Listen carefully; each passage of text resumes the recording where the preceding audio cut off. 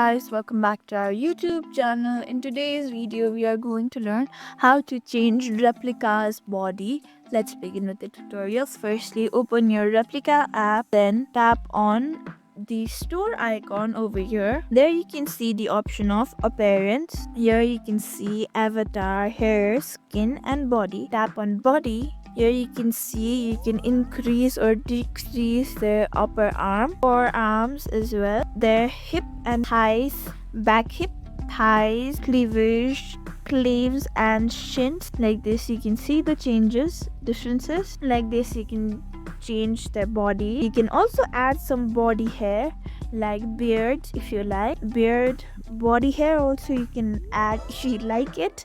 I personally don't prefer it. So thank you for watching this video. Make sure you like, share and subscribe to our YouTube channel.